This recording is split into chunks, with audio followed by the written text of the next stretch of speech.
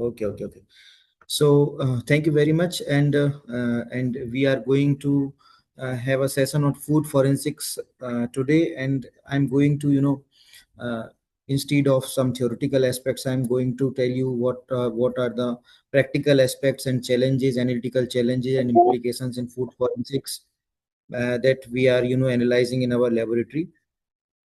So just begin with the brief introduction. What is food forensics? So as per the definition, if we go, it is the application of analytical and forensic science techniques to identify food adulteration, contaminants, and food frauds, just to ensure the authenticity and safety of the project products which we are consuming. Then, what is the purpose of food forensics? The major purpose is to detect food-related crimes as far as the forensic laboratories are concerned. The nature of the crime which are associated where food forensics plays a critical role are the drug facilitated crimes, drug facilitated sexual assaults, mass poisoning, accidental poisoning, and homicidal poisonings. Then major contaminants which are used to adulterate the food, whether accidentally or intentionally. These are drugs, pesticides, and metals. Then coming to types of food crimes. So basically, there are 4 or 5 types of food crimes. First is adulteration, that we all know about, when you add any non-authentic or harmful substance. The classical example is the addition of melamine in milk. Melamine is a nitrogen-containing compounds. It contains plenty of nitrogen atoms in its molecule. So when you add the melamine, you can just disguise the protein testing. So when you are adding the melamine in the blood, uh, in the milk sample, then when we are testing the milk sample for its protein content, it's always coming to be very high. So that is kind of adulteration of example. Then contamination is basically presence of unintentional toxic residues. They are basically pesticides and heavy metals. Then counterfeiting, duplication of the branded foods people are doing, like in case of spirits and teas. Sometimes illegal additives are also added. These are banned chemicals, for example sudan dyes, which are added in the spices, mainly in the chilies. Then drug tainted foods. So these kind of cases we are going to discuss. These are sedatives or narcotic drugs which are added in the consumables, just to induce the sleep, uh, so that a perpetrator can commit the crime. And the major the food samples are like tea, desserts, and other food materials. Now, coming to the analytical workflow in the food forensics, what we are doing when we receive such food samples in our laboratory, how we are dealing with them. So, first of all, obviously, sample collection. Sample collection is mainly done by the police officers who are visiting the crime scene after getting the first information.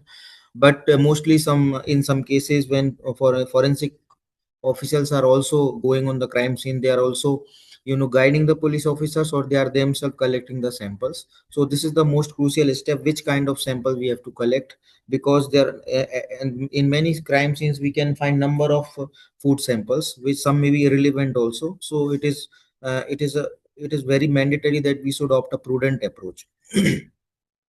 Now, when we receive the samples in the laboratory, we are going for the some sample pre-treatment or extraction kind of things. So, because we have to extract our target compounds, for example, pesticide or drugs from the food samples. For that, we are using various sample preparation methods like liquid extraction, solid phase extraction, and some indigenously developed method by our laboratory, which are we are going to discuss. Then after the extraction, we are going for instrumental analysis, sophisticated instruments like GCMS-MS, LCMS-MS. Then we go for data processing and interpretation. Interpretation is very major part. Then reporting of the cases and legal documentations as per the protocols established by the law. So this is the sample pre-treatment method, which is liquid extraction. It is also known as solvent extraction, which is very decade old, or we can say the first extraction method which has been found its place in the literature. In this, what happens, we just isolate the adulterants or toxicants from the complex fluid matrix for instrumental analysis. And common method is LLE, as we have discussed. Here, the required sample is 10 gram to 50 gram, or ml. In case of liquid samples, 50 ml we can use. Solvents required, it is 100 to 300 ml. And evaporation, yes, after the extraction, when you are using this large amount of organic solvent, then we have to evaporate, because if we are not going to evaporate, then the compounds which are going we are going to detect, they may be diluted, and in that case they can be undetected also. So major disadvantages are labor intensive. It is very time consuming and laborious process. It is a multi-step process. So higher the number of steps, then the chances of error are also higher. And in this case, when we are using number of steps, then we have a chances of loss of analytes also. So a positive case may also turn to be negative. The most major disadvantage is the non-green extraction method. It does not qualify as a green extraction method as per the green analytical chemistry principle. Then again, coming for the sample pt, other method, that is solid phase extraction.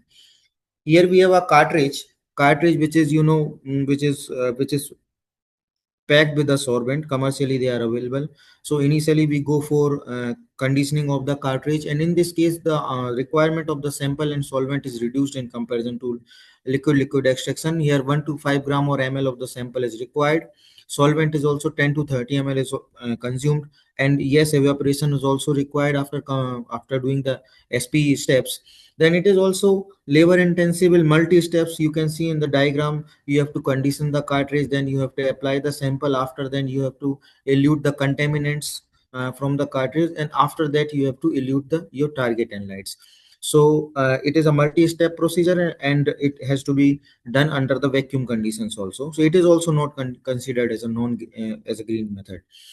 So what are the green sample preparation methods? As per the word the green, we can assume that the methods which are consuming less amount of organic solvents, the methods which are consuming less amount of your sample, they can be considered as green sample preparation method.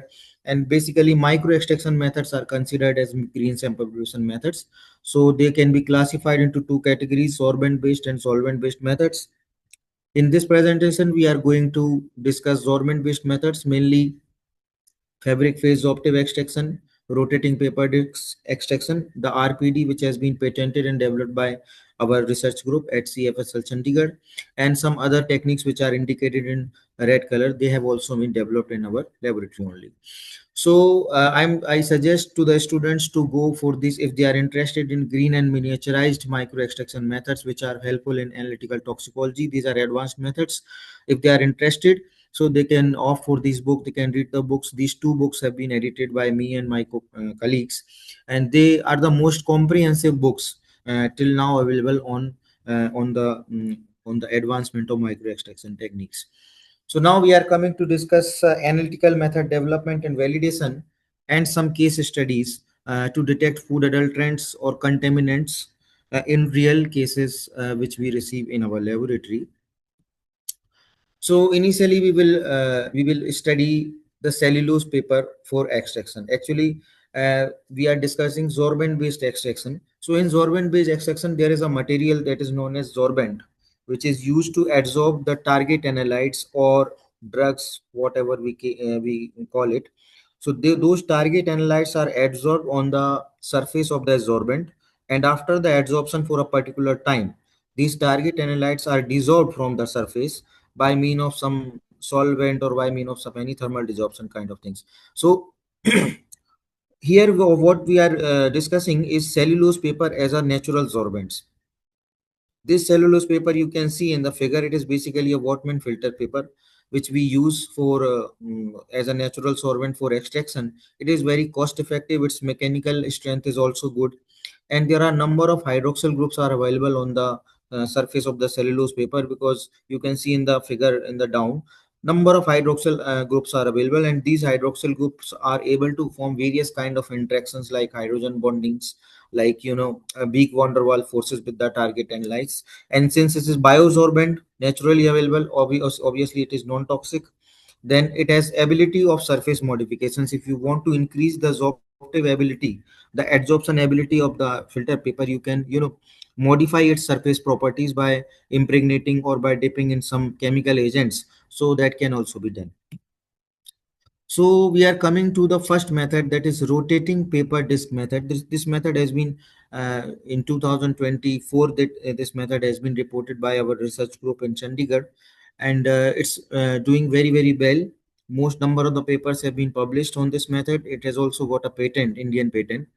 So you can see in the figures A and B, there are circular disc of cellulose paper or filter paper, and in between there are three magnets. So you can count them one because they are in tandem manner. So there is single magnet. So when you sandwich the magnet between the two layers of cellulose papers, then it and you just stitch it. So it will be called a rotating paper disc device. When you place this device inside the sample on a rotary shaker, the device under the magnetic field, it will rotate due to the magnetic field. That's why we have called it as rotating paper disc device. And basically the steps which are involved in the extraction is adsorption and desorption.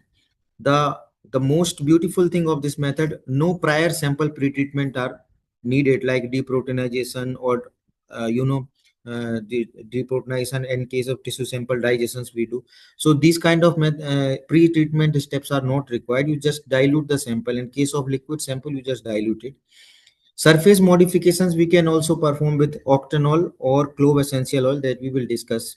So after the surface modification with octanol or cell octanol or eugenol, what happens, since the cellulose is itself very hydrophilic, and when we are impregnating or anchoring some organic solvent like octanol, so octanol is hydrophobic in property. So hydrophilic and hydrophobic, the combination of amphiphilic disc is generated, amphiphilic solvent is generated, sorbent in so this sorbent is capable of interacting with various wide variety of target analytes with having wide variety of polarity. So it is, we have tested with various kind of drugs and drugs molecule, pesticide molecules, with a log p value of 0.65 to 5.4. It has a very wide range. 0.65, that means highly polar, and 5.4, that means highly non-polar compounds. It has you open geometry and high contact surface area, so the enrichment factors are also very high. Now we are coming to the fabrication and application of the RPD device. So first of all, you can see that we cut the filter paper from a by using a tool that is known as paper puncher, or by by manually also you can cut. But in order to get some reproducible data, it is better to opt for a puncher, tool puncher. So we cut the filter paper in a disc of 1.5 inches.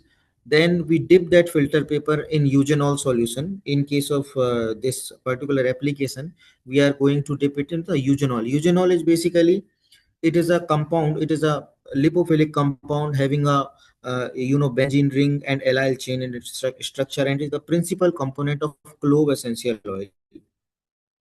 It contains, clove essential oil contains 75% to 95% of eugenol.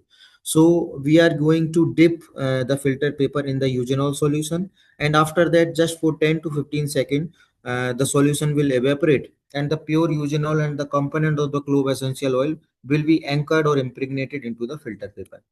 In the next step, now the device is for the, this is the impregnation step, dipping process we have done. In the next step, we are going to fabricate the device. So we will take 2 or 3 filter papers upside, 2 or 3 filter paper downside, and we will sandwich a magnet, that magnet that we have shown a real pictures. Sandwich the magnet, and we will by stapling or basically by stitching, we will close the device. So it will be a kind of a sturdy device that we will be using in our extraction. For extraction, we have two processes. One is extraction adsorption process, another one is desorption process. So adsorption process, we are going to dip our device or directly immerse our device in the diluted samples, liquid samples, and then we are going to rotate the sample under the magnetic field for a particular time period, for example 30 minutes. Then after, we will retrieve the device, and again we will dip the device for desorption of the adsorbed analytes into an organic solvent, for example acetonitrile or methanol or their mixture, mainly 1 to 2 ml. And after the elution, that 1 to 2 ml mixture will be directly analyzed by GCMS or LCMS, whatever the instrument we are going to use. So this is the FTIR spectrum. I'm just going to tell you that why I'm telling you that uh, that eugenol has been successfully impregnated into the pores of the cellulose paper. So you can see this is the FTIR spectrum. The A spectrum, this is the top bottom in the pink color line. That is the bare cellulose paper, which is commercially available, that we get in our laboratory. 3304. This is basically the vibration of hydroxyl group, which are plenty hydroxyl group which are available on the surface of cellulose paper. And in the B, you can see that this is the FTIR spectrum of pure eugenol. Here you can see at 1500, this is the vibration, stretching vibration of C double bond C stretches that we will see in the structure. And in the range of 3000 centimeter inverse, there are some also small CC stretching vibrations are also there. In the C, in the top FTIR spectrum, that is C, you can see the vibrations of cellulose as well as uh, this eugenol. They has been come together. So you can see in this CC stretch at 3000, C double bond C stretch is 1500, and at 3278, 3278, there is a little shift because there are hydroxyl group available in eugenol and hydroxyl group available in cellulose paper as well. So they have there is a hydrogen bonding between those two hydroxyl groups. So that's why there is a little shift. So these FTIR spectra are clearly indicating that eugenol has been impregnated in the cellulose paper. This is also clear by seeing these same spectra. In the spectra, in the left spectra, which is marked as A, you can see wide pores in the cellulose paper. This is bare or pristine or unmodified cellulose paper.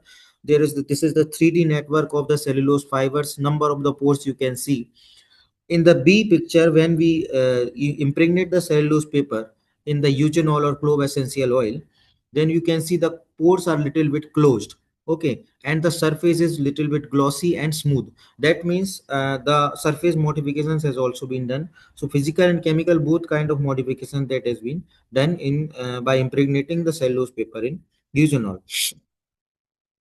Now we are going to discuss a case that is a very tragic case that has been happened in India, in the North India, in the Jammu and Kashmir region, where 13 childrens and some other people, adult people, have been died. Total 17 people have been died under the mysterious circumstances between December 7, 2024 to January 19, 2025.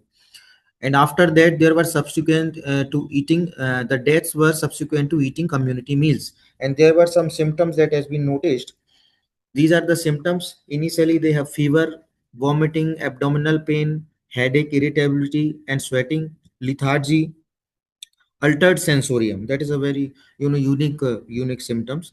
That hyperthermia, worsening encephalopathy and cardiac arrest. So majority of the systems are resembling with the organophosphorus poisoning, but there are some symptoms which are not resembling with OP poisoning. One is fever, another one is hypothermia, and third one is altered sensorium and worsening encephalopathy. That means this is the effect of neurotoxic poison on the brain.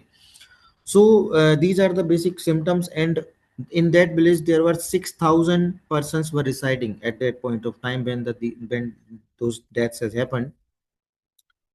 And this incident has been majorly covered in the international and national media, where India BBC has covered, the Hindu has also covered. So these are the mysterious deaths, and that have created a great degree of panic in the citizens of that village. So the key details of the incident includes some findings of various laboratories and institutions in the India. Various premium laboratories have been involved, and in among them ICMR and PGIMR, they have ruled out any bacterial or viral infection. Then DRDE Gwalior, they have tested negative for anthrax and botulinum. IITR Lucknow, however, tested positive for some OP pesticide, LD-carb, acetamide, but they were very well, very well within the daily uptake limits of those insecticides. So, but we have done the analysis of various post-mortem and ante-mortem samples. They were including viscera samples, biological samples also. And we have detected chlorphenapyr, that is a pro-insecticide which does not fall into the category of organochlorine, organophosphorus, pyrethroids, and carbamate category. This is a unique kind of pesticide. This is known as pro-insecticide. Why it is known as pro-insecticide? Because in itself, chlorphenapyr itself is not toxic, but when it enters into the body, its metabolite product is toxic. That is tralopyrrole. That is the metabolite of chlorphenol, that is very very toxic. So that is the only reason why there are delayed symptoms. When that means after consumption of the food which is contaminated with the chlorphenapir, the death has occurred after 7 to 14 days after consumption of food. This is known as delayed poisoning, and it is the peculiar sign of chlorphenapir poisoning. So our laboratory, have in a record time of less than 25 days, we have analyzed all the samples, and we have analyzed more than 650 samples ranging from utensils, cloths, blood, urine, viscera, food samples, floor samples, and number of variety of samples. What we have seized from the crime scene, we have thought that some clue can be gained from those samples. So these samples, kitchen items also we have analyzed. So after our aftermaths of the forensic report, when we have reported the finding of our finding of chlorphenaphyl, our laboratory has reported. Then all pesticides and insecticide shops were sealed in that region, and police were finding how that chlorphenaphyl insecticide has been reached to that village. So this is the analytical workflow which we have done from the with these samples. You can see initially you can see that we have made a rotating paper disc device by cutting the filter paper. After that, we have in the beaker with blue color of liquid. You can see that this is the fabrication process that which we have discussed. And in the lower box, you can see the extraction process. Here is the structure of chlorphenaphyl shown, and various floor and flat bread samples we have analyzed. We have just diluted the samples with 1:1 of acetonitrile and water, and adsorption step has been done for 30 minutes, followed by desorption, and the element has been analyzed. So this is very very simple protocol. You don't need a multi-step of extractions. Only 1 to 2 ml of the extraction solvent is required totally in the total process. These are the results. So this is the sample of roti, which we call roti, that is a bread sample which has been consumed by the diseased people. And these are the maize grains of maize that they were converting to the flour and consuming. And this is the atta sample or flour sample that we have collected from the crime scene. These are the results. You can see the GCMS chromatogram. uh, at 10.51 minute, we have got a clear-cut peak of chlorphenaphyl. In real maize flour sample, millet flour sample, and standard, it has been matched with the NIST library that we will show in our next slide, and as well as the standard reference standard also gave the same retention time in the GCMS spectra, and the chlorphenaphyl were positive in many samples in the range of 0.06 to 164.1, that 160 up to 165 microgram per gram. That is very very high amount. So it is a under investigation case. So this is the MS identification which we have done in one of the case that I'm showing to. In first hit number one, we are getting the peak of chlorphenaphyl. The structure has been confirmed by the NIST library, and there is a perfect match, 100% match of the questioned spectrum with the reference spectrum. This is the extraction mechanism. Now here we will learn the role of why we are impregnating the eugenol or clove essential oil in the filter paper. So you can see in the right side of the figure, there is multiple hydroxyl groups are available on the surface of cellulose paper, and we have impregnated uh, eugenol that you can see in the left side. The structure of eugenol, there are a allyl chain, then a benzene ring, then methoxy, and phenoxyl hydroxy. So this eugenol is going to form hydrogen bonds with the hydroxyl group available in the cellulose paper. Then we have a target analyte, that is chlorphenaphyl. It is also going to form some bonds or interaction, pi interaction, the benzene ring inside the chlorphenaphyl and the benzene ring of uh, eugenol is going to have pi stacking interaction. Then chlorine will be going to have halogen bonding interaction with hydroxyl group. Then you have various the oxygen inside the ether group of that chlorphenaphyl is going to have hydrogen bonding with cellulose. Then nitrogen is going to have hydrogen bonding with cellulose. Then bromine is going to have hydrophobic interaction with the allyl chain in the eugenol. So there are multiple kind of interaction we introduce by introducing eugenol in the cellulose paper. So that is why we are adopting this dipping process. Although without eugenol we can, there are some interaction, but they are very weak interaction. In the presence of eugenol we get very high sensitivity for the extraction. So we have validated the method as per the international guidelines for the Eurochem guidelines for food sample or FDA guidelines. So in the table 1, we can see that the limit of the quantification, the maximum limit of quantification is 0.099 microgram per gram. That means ppm, 99 ppb. That is the highest limit of detection that we have achieved maize flatbread. And the lowest is 0.33 ppb in rice flour.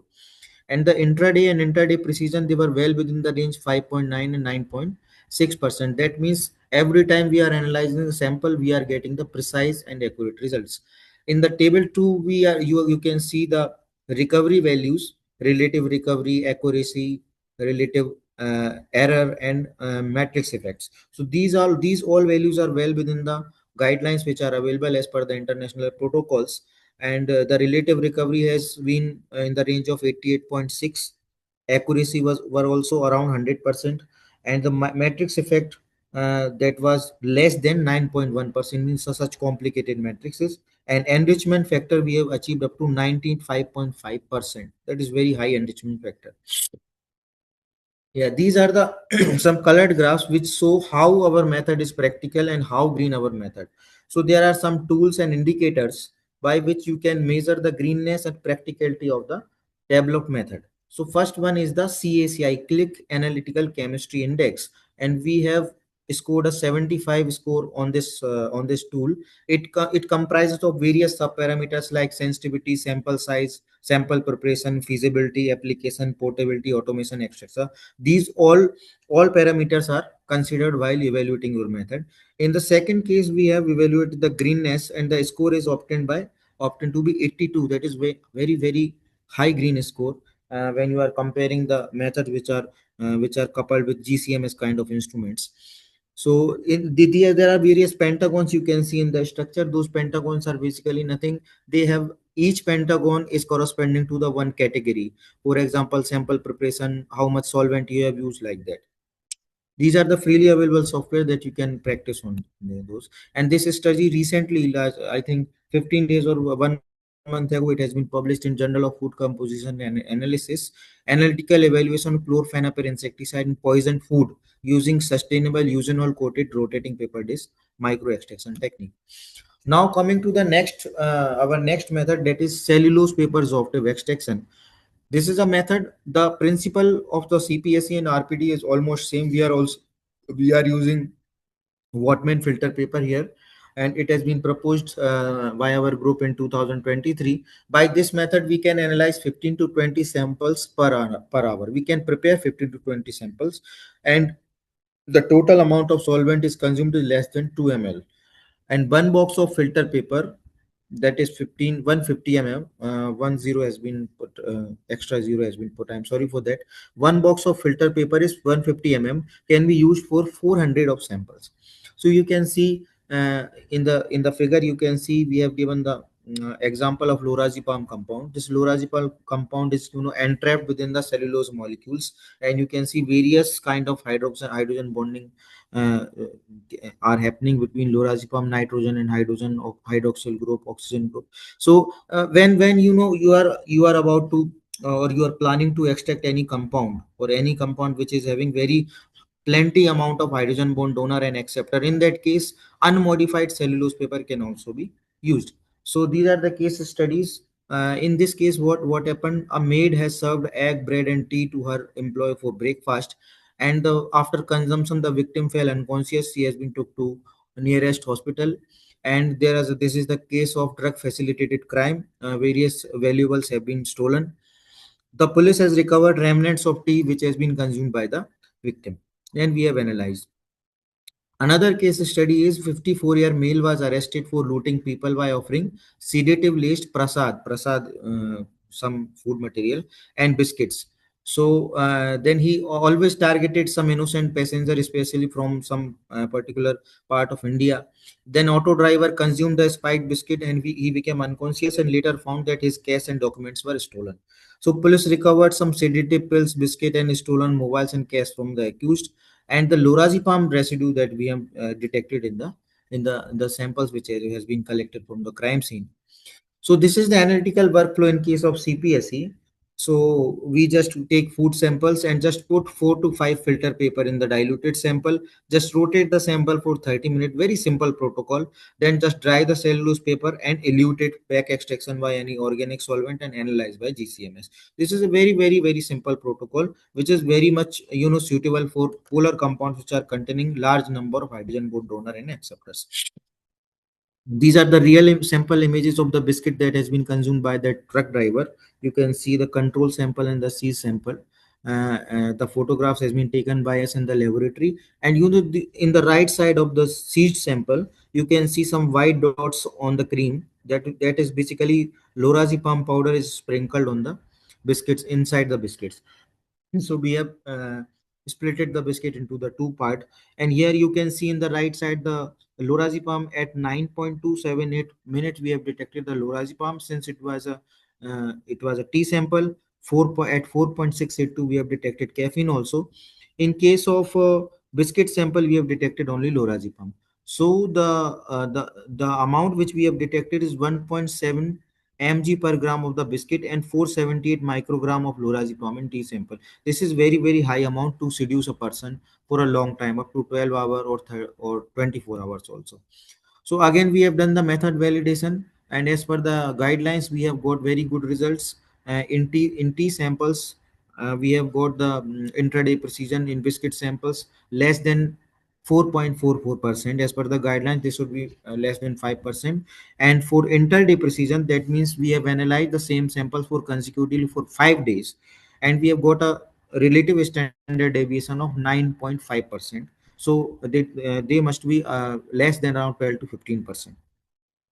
Then the extraction efficiency of the CPSE method in tea and biscuit samples we have evaluated, and the relative recoveries were found in the range of 86, 91, like that we have found. Accuracy were around 99 and 100%, and enrichment factors were very good, 95.8, 83.2% of the lorazepam in these complex matrices. And this study has also been published in 2023 in the journal Separations. Now coming to the fabric phase optive extraction, this is a third and I think last method that I'm going to present. This method is not introduced by us. This had been introduced by Professor Abuzar Kabir in Florida International University, and he has been kind enough to donate some material for us to evaluate the application of that material. So in cases of rotating paper disc and CPSE method, we are using cellulose paper as a substrate. But here, the researchers have used a fabric. Fabric means a cloth material, 99% cotton cloth material as a substrate, and they have modified that the surface of that cotton cloth by mean of sol gel chemistry, and they have by covalent bonding they have added some chemicals, some adsorbents like PDMS, carbox, like that, some adsorbents on that surface.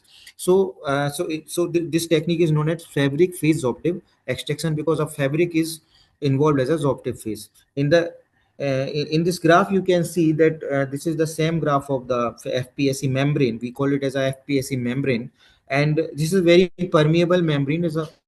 What happens when a sample it is introduced into the sample? The liquid sample can pass through the I'm sorry, the liquid sample can pass through the pores of this membrane.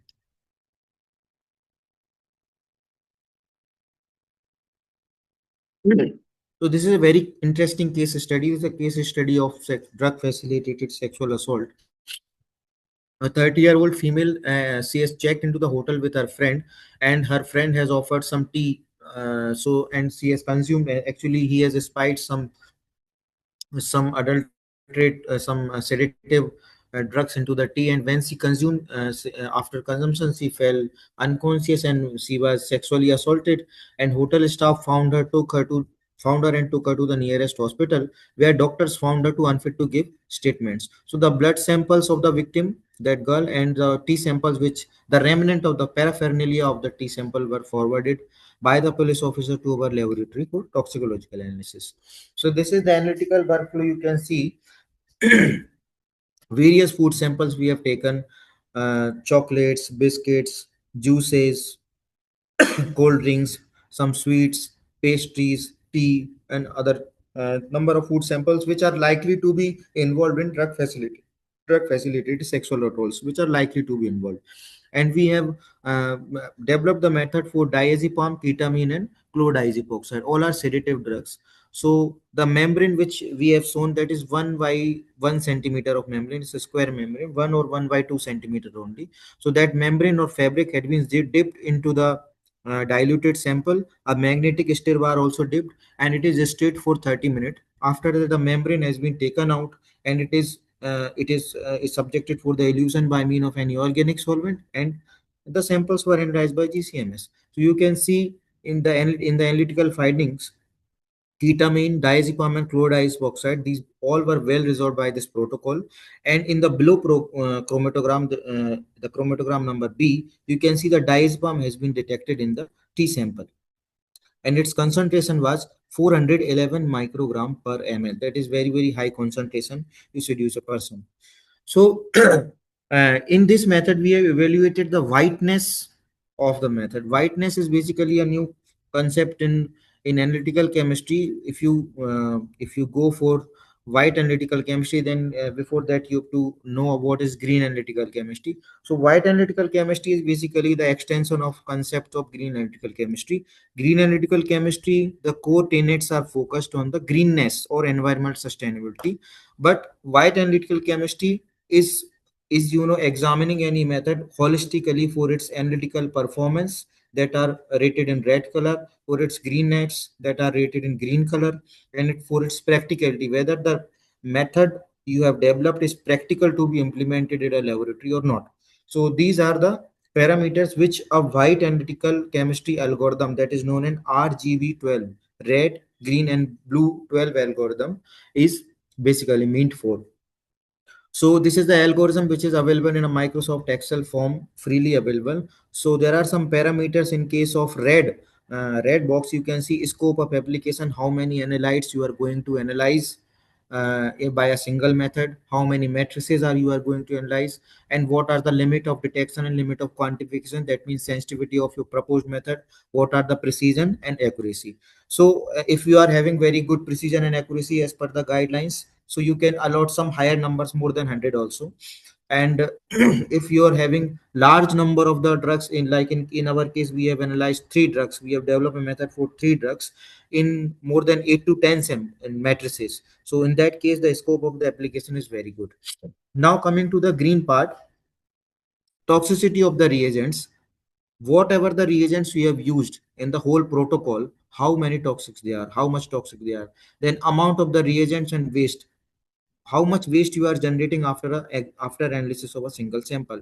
Then energy and other media, like how many instruments, major or minor equipments which are energy intensive. For in our case, we are using GCMS for analysis, that is consuming very high energy electricity, and we are also using some minor equipment, so that's why we have given 80 marks.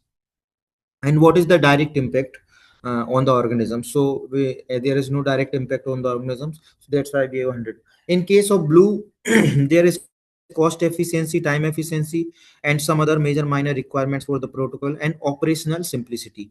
So this blue part has also been covered by some other tools, that is known as blue analytical grade index. And these green parts has been covered by various agri matrix. Number of the matrices are available, but when you are going to have a, you want a comprehensive and holistic picture of your method, whether how much practical, how much green it is, so you can adopt for RGB12 algorithm. So this paper has been published last year in Food Chemistry, a very good journal, exploiting the potential of fabric phase optive extraction for forensic food safety, analysis of food samples in case of drug facilitated crimes. So now coming to the conclusion and future perspective, the major changes, analytical or practical changes which are encountered in food forensics are trace level of analytes. Because in what happens, the level or the amount of the analyte when the perpetrator is spiked, if it is a case of criminal intent, if it is a case of drug facilitated crime, in those cases you can have a good amount of analytes, you can find good amount of analyte, because the purpose is to just to seduce and incapacitate the victim in those cases. But in cases of contamination, in cases of adulteration cases, the amount of the target analyzed may be very low. So that is a major challenge. Then low amount of food paraphernalia, that means when you are going to crime scene or scene of occurrence, major of the food has been consumed by the victim, only few traces of the food items are found on the crime scene, and when they are, they are sealed and packaged and forwarded to us, so those are very low in quantity. Even the higher amount of the drug is present in those samples, but their quantity is very less, so automatically the quantity of the target analyzed or analyte also goes down.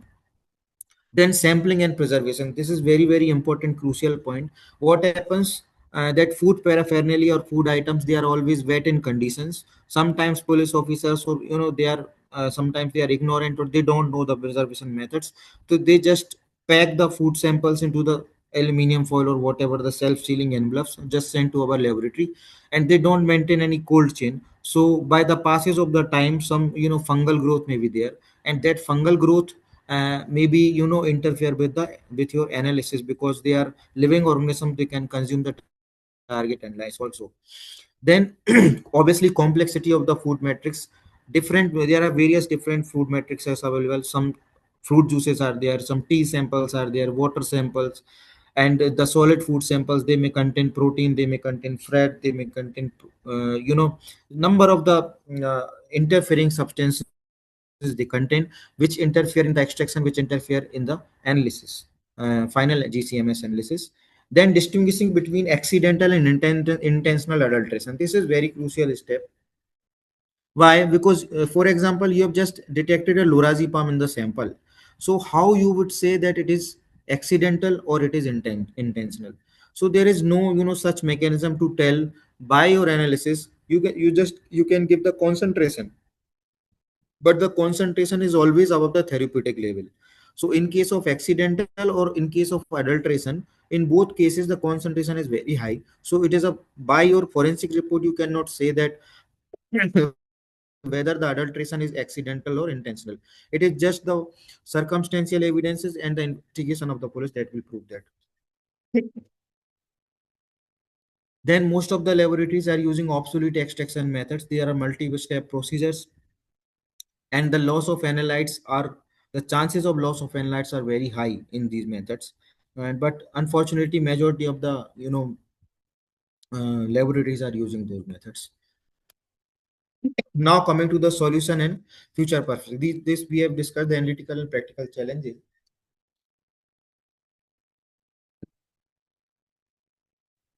So what are the solution and future perspective?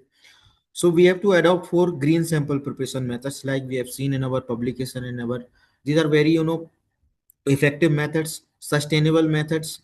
You, the required amount of the sample is very less, the required amount of solvent is very less. When you are using obsolete methods like LLE, there you require 10 to 20 gram of samples. So you are going to lose your sample in one analysis, you cannot repeat the analysis. But in analytical chemistry, what happens, sometimes we are not getting the results in our single analysis, so we have to repeat the analysis.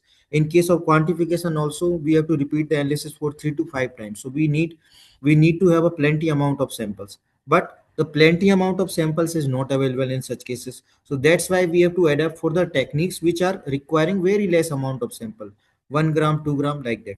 So green analytical methods, FPSC, CPSC, RPD, they are the best fit candidate for such methods. Then integration with high end analytical equipment, when you are using those micro extraction methods, since they are equilibrium based method, so they have to be integrated with high end like GCMSMS, LCMSMS, those kind of separation and identification method, where you can simultaneously separate the compound, target compound, from the complex analytes or complex interferences which are coming from your sample. And after that you can definitely and unambiguously identify what is the compound which is present in the sample which has caused the case. And final is the, this is the futures perspective, portability of some like portable GCMSs we can use, portable HPLC we can use, which are very handy. You can carry them onto the scene of crime, but they require sample preparation. So portability of the sample preparation is also very, very important. We have developed some portable sample preparation methods also. Maybe in next session we can take that DICP, disposable cellulose in-tip cellulose paper device we have developed, and we have published many papers also on that. That is a portable that you can do on a real time. The sample preparation you can do on the spot on a crime scene. Then miniaturized and on-site analytical solutions. So what happens, because as we have seen in the limitation, that sampling and preservation is important step, but that is beyond our control. Since we are not going on the crime scene, we don't have the control on the sampling and preservation. But when we are going on the crime scene, it is better to analyze the sample on the spot by implementing or integrating the on-site sample preparation technique and portable analytical equipment, so that you can have a preliminary 99% idea that okay, the particular compound will be present. You can generate the report there if the law allows. Otherwise, you can send the sample, or you can screen out the sample that no, this sample does not contain, so don't send the sample in the laboratory. And this sample contains or suspected to contain the target, the analyte, you can send the sample in the laboratory. So with this, thank you very much.